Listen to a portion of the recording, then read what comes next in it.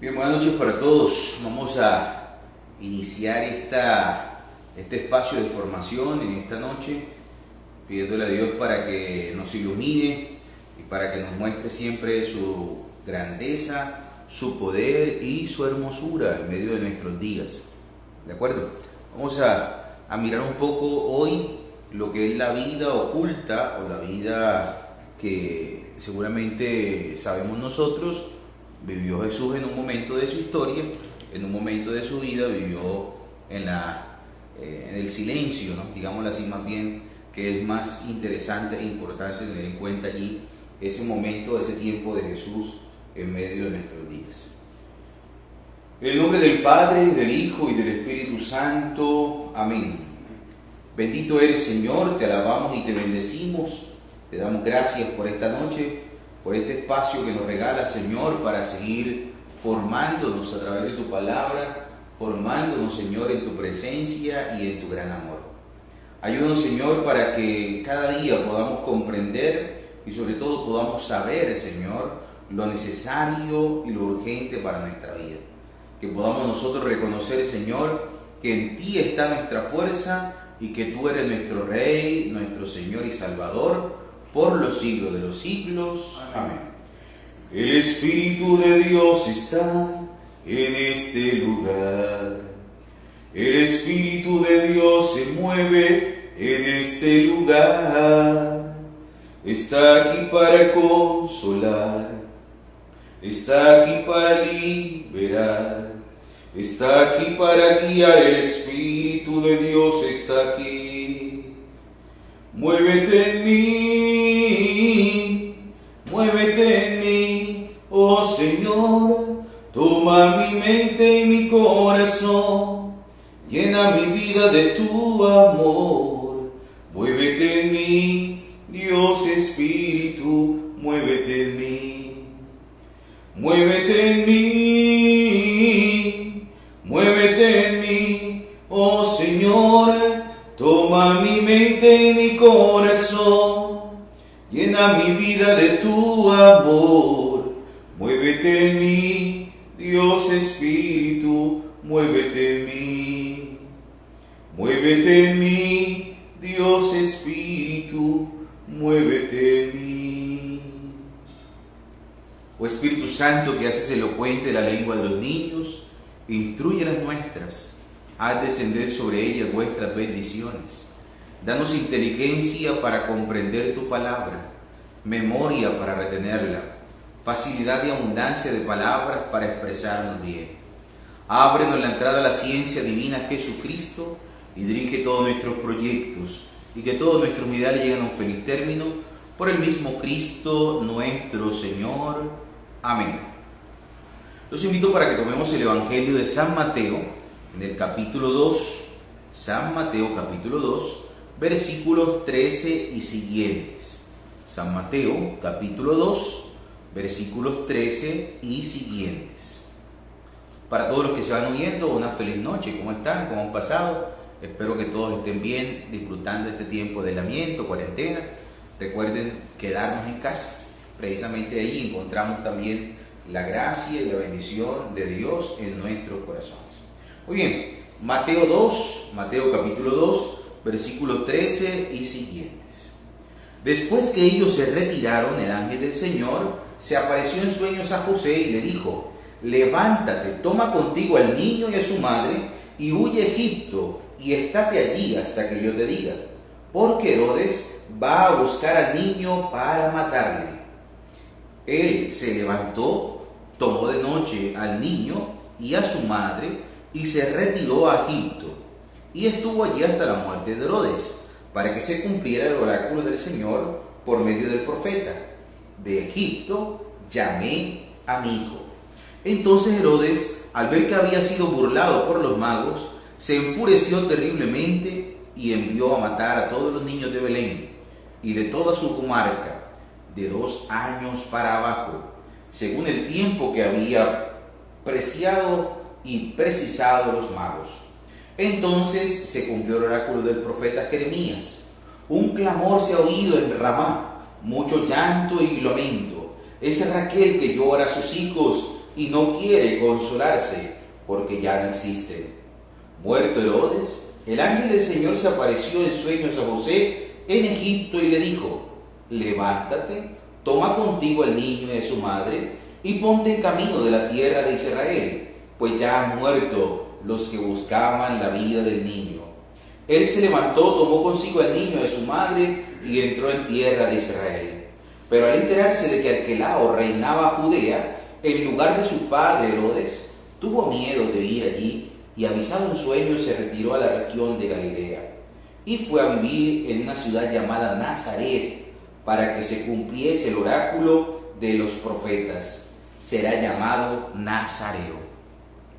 Palabra del Señor. Gloria a ti, Señor Jesús. Pues bien, hermanos, este texto nos va a invitar a nosotros a pensar cómo inició esta vida oculta que decimos nosotros, que aparece allí en el Evangelio. Los evangelistas Marcos, Lucas y de manera especial Mateo nos narran mucho la genealogía, el principio, el origen de Jesús, pero también nos muestran un poco, muy poco tal vez, de lo que es esta vida oculta de Jesús. Por eso hoy vamos a reflexionar en torno a este Evangelio que hemos escuchado. Vamos a reflexionar en torno a 4 ideas principales. Recuerden, Mateo 2, versículo 13 hasta el 23. 4 ideas principales.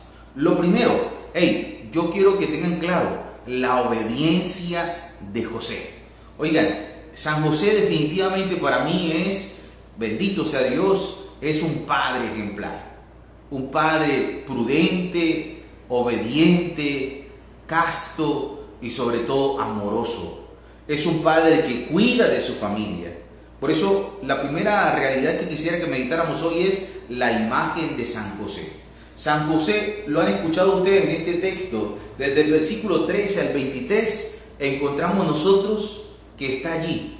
En sueños se aparece el ángel y no refuta una sola palabra, no se pone a negociar, enseguida cumple, es obediente. Modelo de padre, cuida a su familia. Modelo de padre porque es obediente a la voluntad de Dios. Miren, en la casa donde hay un papá, en la casa donde hay un esposo, un esposo que es temeroso de Dios, esa casa es de bendición. Por lo tanto, ustedes que tienen sus esposos y los que no tienen su esposo y que están buscando esposo, órenle a San José: Señor, dame mi San José, que también sea un hombre obediente, que sea un hombre prudente, que sea un hombre santo, que sea un hombre de Dios, que sea un hombre de Dios, es lo más importante. Y por eso, cuando el hombre de Dios en tu casa, en nuestras casas, hay un hombre de Dios, allí siempre se verá la bendición de Dios. Porque ese hombre que dobla rodillas, ese hombre que es obediente a Dios, jamás Dios lo desampara y siempre le dará la autoridad para guiar y llevar a su familia, a su hogar, también a la bendición del Señor. Primer elemento. Segundo elemento, es importante que tengamos en cuenta que Jesús, con José y María, es llevado a Egipto. Recuerden, Egipto, ¿qué significa en la Sagrada Escritura? ¿O a qué semejanza, qué imagen daba precisamente que Egipto? Era tierra de esclavitud, era tierra donde el pueblo de Israel estuvo esclavo, donde el pueblo de Israel estuvo cautivo. Y ahora es la tierra que, digámoslo así, oculta o tiene a Dios en ese momento. ¿Para qué? Para fortalecerlo y para llevarlo a la salvación del pueblo israelita. Por eso es importante que tengamos en cuenta, Jesús va a Egipto, huye a Egipto, pero no se queda en Egipto. Él viene de Egipto para liberar a su pueblo desde la Pascua, que empieza precisamente en la cruz, que era signo de esclavitud, signo de aquellos que eran ladrones, bandidos, pero que Cristo le ha dado un nuevo sentido a la cruz para que sea una cruz de victoria, una cruz de salvación para todos y cada uno de nosotros. Tercer elemento para tener en cuenta de este texto de hoy. Es importante que nosotros tengamos claro que allí hay una realidad profética. Recuerden, ya lo ha citado, lo cita 3 veces en este texto. Los profetas lo habían anunciado. Es decir, Jesús es el cumplimiento de las profecías del pueblo de Israel. Jesús, en Jesús, por Jesús, a través de Él se cumplen las profecías que hay en el pueblo de Israel.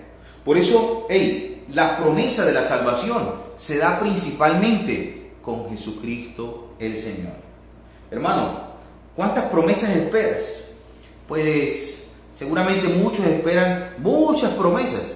Ay, que se cumpla esta promesa, que se cumpla. En Jesús se cumplen todas las promesas. Tercer elemento para tener en cuenta. En Jesús se cumplen todas las promesas. Y cuarto elemento, para que lo tengamos en cuenta, por favor, que aunque un hombre temeroso, aunque un hombre de Dios, siempre lleva a su hogar, a su familia, a los pies de Jesús, recuerda, en algún momento puede sentir también dudas, miedos, incluso, seguramente puede sentir en algún momento deseo de infidelidad, puede ser. Muchas cosas puede sentir, pero cuando es un hombre de Dios, siempre escuchará la voz de Dios. Ora por tu esposo, ora por tu marido, ora por tu novio, ora por ese hombre que está a tu lado, porque no está exento de tener miedo, de tener dificultades, de tener tristezas, de tener deseos o incluso impulsos o tentaciones en su vida. José los tuvo. José, un hombre de Dios, los tuvo. Miren lo que dice al finalizar este texto, dice, tuvo miedo de ir allí. Pero miren lo que dice inmediatamente. Y avisado en sueños, se retiró a la región de Nazaret. Oigan, sí, puede ser posible. Somos proclives a que tengamos miedo, a que tengamos tristeza, pero un hombre de Dios siempre escucha la voz de Dios. Y esto quiero que quede claro aquí hoy. ¿Por qué? Porque muchas veces pensamos que la realidad de la santidad o la vida de la santidad es ser totalmente perfectos. La perfección, la verdadera perfección se alcanza en la gloria de Dios. Hoy estamos dando pasos, podemos tropezar, podemos caer, pero cuando estás lleno de Dios, el Señor te va a ayudar, te va a levantar y te va a llevar para que sigas conduciendo tu vida por las sendas de la salvación, por las sendas del amor de Dios en nuestros días. Por eso, hermanos y hermanas, en esta noche, de manera muy especial, quiero invitarles para que tengamos en cuenta estos 4 elementos, pero sobre todo para que sigamos orando por nuestras familias y por cada uno de nuestros hogares.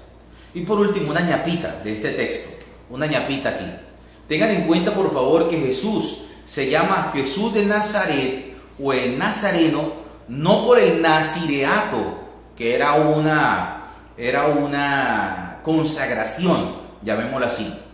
Recuerdan, el ser nazir o ser nazireo era que no podía cortarse el cabello, no podía tomar bebida alcohólica, bebida embriagante, ¿no? Entonces muchos piensan que se llama Nazareno Jesús por el nazareato o por el nazireato que se daba en el Antiguo Testamento. No, el texto de hoy, el Evangelio, en el versículo 23 nos lo aclara. No, se llamó Nazareno, ¿por qué? Porque fue a vivir a Nazaret, fue a vivir allí a Nazaret.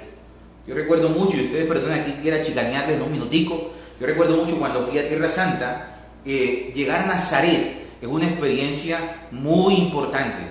Y es una experiencia que marca el recorrido por toda la Tierra Santa. ¿Por qué? Porque allí en Nazaret hay muchos lugares también consagrados a la Santísima Virgen María. Muy bien, entonces pidámosle al Señor que nos bendiga, que sea el que nos ayude y que nos muestre siempre su misericordia, en el nombre del Padre, del Hijo y del Espíritu Santo. Amén. Muy bien, entremos en materia entonces. La vida oculta de Jesús. Esta es nuestra 12ª catequesis. Muy bien, ¿qué nos enseña la vida oculta de Jesús de Nazaret? Es la pregunta que nos hace el compendio del Catecismo de la Iglesia Católica. Y entonces encontramos nosotros allí, en los numerales 534 y 35 y el 564, algunas respuestas. Que nosotros debemos decir entonces lo que decíamos al principio.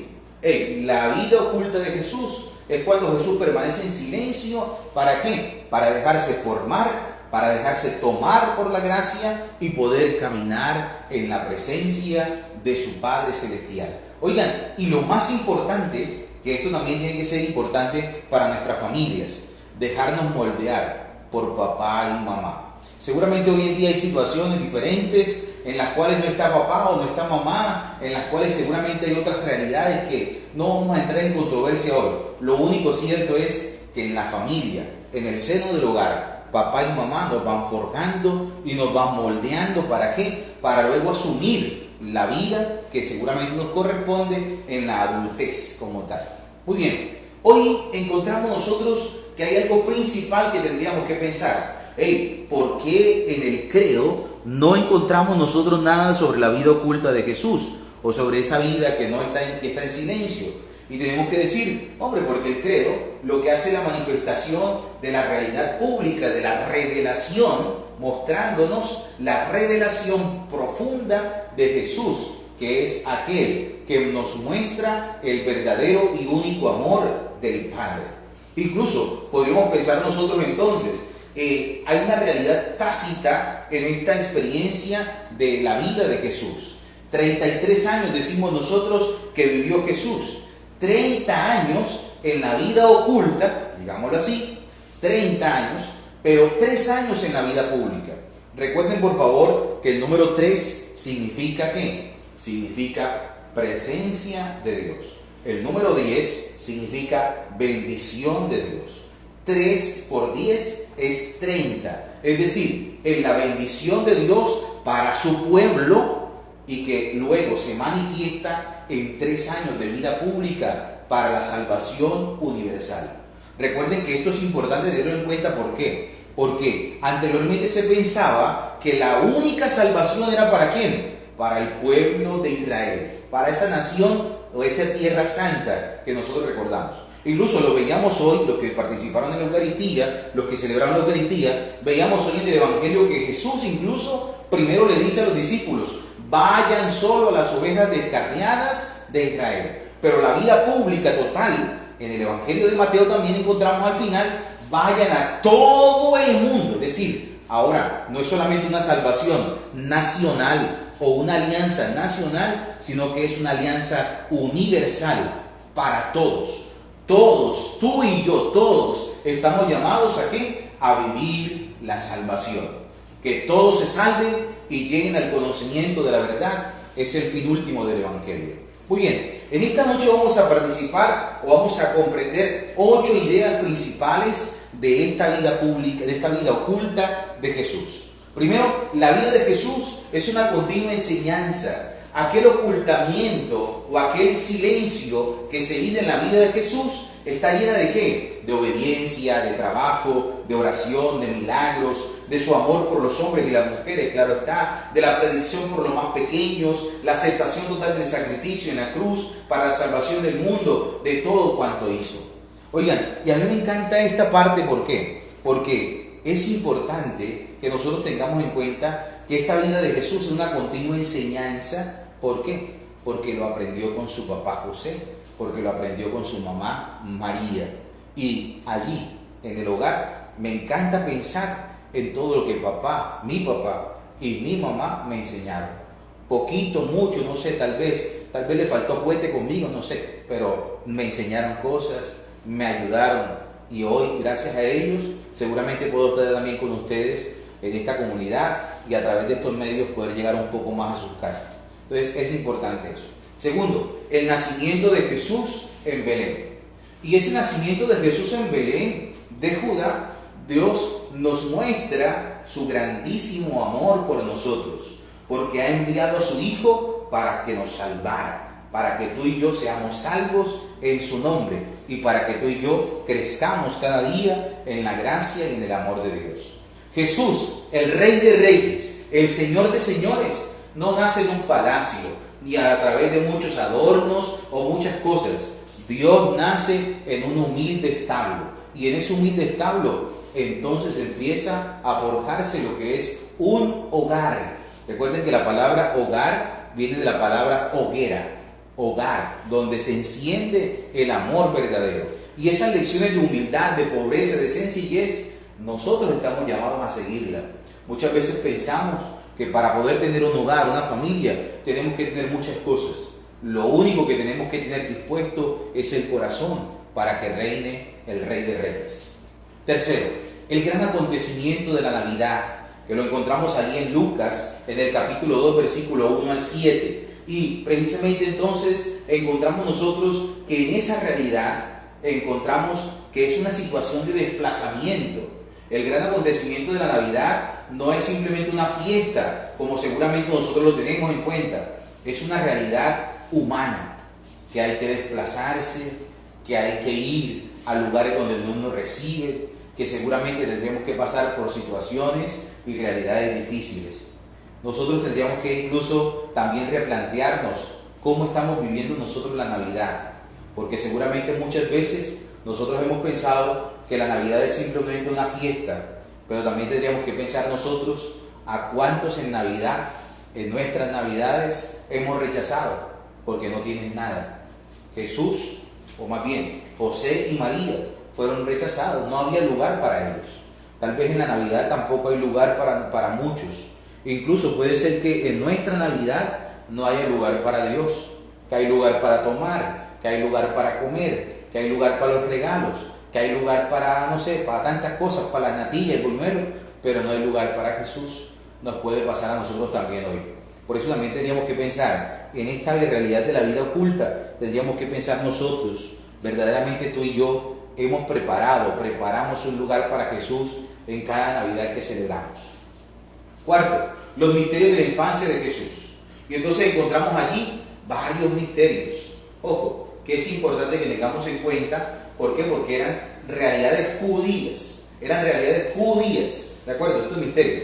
La circuncisión era ¿qué? Judía. La epifanía era una realidad judía. La presentación de Jesús en el templo era una realidad judía. La huida de Egipto era una realidad judía. ¿Por qué? Porque todo esto tendría que ver con ¿qué? Con la realidad del contexto en la experiencia del pueblo que quería hacer una alianza con el Señor.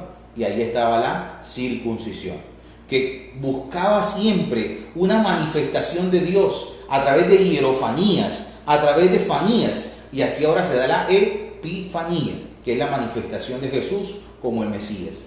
La presentación de Jesús en el templo. Cada vez que nacía alguien, a los 40 días lo presentaban en el templo, porque era precisamente ¿qué? Era precisamente la experiencia de una nueva bendición. Pero también María estaba sometida a esta ley, ¿para qué? Para purificarse. Recuerden que la purificación de las mujeres estaba en la realidad menstrual, pero también cuando parían tenían que ir ¿a qué? A hacer su ejercicio, su realidad de ¿qué? De purificarse también en ese momento. Y la huida de Egipto nos recuerda entonces, ya decíamos ahorita, nos recuerda entonces ese episodio judío en el cual el pueblo de Israel estuvo esclavo en Egipto, pero que desde allí de Egipto nació precisamente el libertador. Quinto, la vida oculta de Jesús. En la mayor parte de la vida oculta de Jesús encontramos algunos episodios como la pérdida del hallazgo de Jesús en el templo. Recuerdan ustedes que ya lo decíamos en alguna catequesis anterior. ¿Por qué? Porque allí el jovencito de 12 años ya podía entrar en ese momento ¿a qué? A escuchar a aquellos que estaban en el templo. A los 21 años ya entonces podría no solamente escuchar, sino también hablar. Sin embargo, el niño Jesús en la vida oculta y en esa aparente monotonía aparece allí para mostrarnos que es posible escuchar y comprender la voz de Dios en nuestra vida. Sexto, el papel de San José. Qué maravilloso. Ya lo decíamos ahorita, Dios quiso que alguien hiciera las veces de Padre de Jesús en la tierra y ese fue San José. Seguramente este hombre, San José, era un hombre común y corriente como cualquier otro, pero lo más importante era que era un hombre temeroso de Dios. A mí me encanta la figura de José, ¿por qué? Porque, primero, ya lo dije ahorita, porque era un hombre temeroso de Dios. Segundo, porque no era un flojazo, era un hombre ¿qué? Trabajador. Y ojalá pudiéramos nosotros entender esto. Jesús no escoge a gente, o Dios no escoge a gente desocupada. Jesús y Dios siempre acoge y escoge a gente muy ocupada. Escuchábamos nosotros hoy el llamado de los discípulos, de los apóstoles, y estos manes no eran manes desocupados, ¿no? Rascándose la barriga y sacándose los mocos, tal vez no, era gente ocupada, pescadores, cobradores de impuestos, gente que trabajaba, ¿de acuerdo? Y ahora José nos da el ejemplo de un hombre trabajador. De hecho, por eso seguramente celebramos el 1 de mayo a Jesús obrero, a José, San José obrero, ¿no? Celebramos a San José obrero. A mí me encanta la imagen cuando aparece José con el niño y aparece allí José haciendo alguna silla, no sé, un taburete, lo que sea, y el niño está ahí al lado de él también tratando de ayudarle a construir algo. Porque Jesús entonces tomó de José el ser trabajador. No quedarse simplemente allí haciendo nada, sino simplemente haciendo lo que le correspondía hacer. Trabajando, cuidando, protegiendo a la familia y sobre todo amando y defendiendo ese vínculo paternal con el Señor, con Dios. Séptimo, la santificación en el trabajo ordinario. Y esto es una realidad muy importante. ¿Por qué? Porque recuerden ustedes que el trabajo casi siempre se había mirado, desde el Antiguo Testamento, se había mirado como un castigo. Recuerdan ustedes lo que pasó allá en el paraíso, ¿cierto? Recuerdan ustedes que la serpiente allá hizo caer a Eva, Eva hizo caer a Adán y se fueron todos al precipicio, ¿no? Y a partir de ese momento, entonces, se vio el trabajo como un castigo, como una pena, ¿no? Porque de ahora en adelante entonces tendrás que ganarte el fruto del día a día con el sudor de tu frente, ¿no? Y entonces de ahí quedó el trabajo limitado ¿a qué? A lo que tenía que ser un castigo. Pero nosotros en el Nuevo Testamento ya nos hemos dado cuenta que el trabajo no es un castigo, el trabajo es una bendición de Dios. Y por eso María, José, el niño Jesús nos han enseñado cómo santificar el trabajo, cómo a través de lo que nosotros hacemos santificamos verdaderamente, santificamos día a día lo que nosotros hacemos en medio de nuestras realidades. Octavo, hay que tratar la Sagrada Familia. En tu hogar no sé cómo lo hacen, pero qué bueno y maravilloso es que tú y yo oremos a la Sagrada Familia de Nazaret, que nos acerquemos a la Sagrada Familia de Nazaret, que nosotros reconozcamos a Jesús, José y María como la Sagrada Familia de Nazaret, para imitar sus virtudes, para vivir su ejemplo y sobre todo para que nosotros también seamos capaces de formar verdaderas familias. En estos días, creo que el jueves pasado o el antepasado, no recuerdo, en la adoración eucarística orábamos por eso, ¿no? Porque nosotros hemos concebido, en esta sociedad hemos concebido algo y es, tienes que casarte, ¿no? Entonces seguramente todo el mundo se siente obligado a que hay que casarse y que seguramente hay que casarse porque es que eso es lo que dice la sociedad, ¿no? Incluso en el mejor de los casos la gente dice, y tienes que casarte de blanco, ay no, sí, después ¿qué van a decir? Hombre, bendito sea Dios, tantos prejuicios sociales. Hay que pedirle al Señor que nos ayude a nosotros a saber cuál es nuestra vocación, a saber cuál es la vocación. Tal vez tú quieres casarte, pero esa no es tu vocación. Tal vez tú quieres ser sacerdote, pero esa no es tu vocación. Tal vez quieres ser religiosa, pero esa no es tu vocación. Hay que pedirle al Señor que nos ilumine siempre. ¿Para qué? Para que seamos buenos vocacionados, para que seas un buen esposo, para que seas una buena esposa, para que seas un buen papá, para que seas una buena mamá, para que seas un buen sacerdote, para que seas una buena religiosa o incluso para que seas un buen soltero o una buena soltera. Recuerden lo que decía yo en misa ese día y se lo vuelvo a repetir. No es para que sean solterones ni solteronas, no. Ay, se va a quedar para vestir santo. No, nada de eso. Ojo, para si vas a ser soltero o soltera, sé un soltero de Dios, una soltera de Dios. No un solterón o una solterona para que vivas amargado ahí y aburrido todo el tiempo. Por eso hay que acercarnos a la Sagrada Familia de Nazaret. La Sagrada Familia de Nazaret es fuente inagotable de vocaciones. ¿Por qué? Porque la Sagrada Familia de Nazaret, como todo papá y mamá, orientan a sus hijos para que sean lo que deben ser.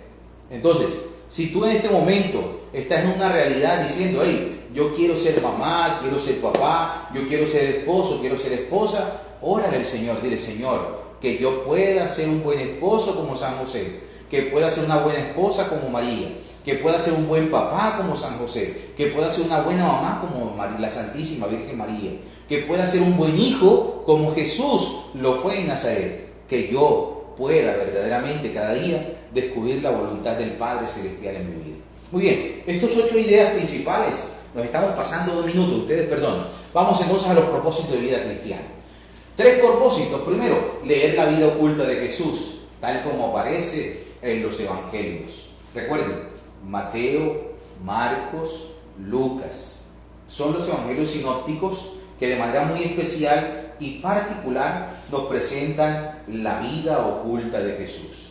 El evangelio de San Juan seguramente no le ha interesado mucho que nosotros tengamos claro esa vida oculta de Jesús, porque inmediatamente aparece entonces allí el prólogo y luego aparece más adelante en el segundo capítulo, inmediatamente aparece que está Jesús en la boda de Caná. Entonces, los 3 evangelistas sinópticos, Mateo, Marcos y Lucas, están allí mostrando la vida oculta de Jesús.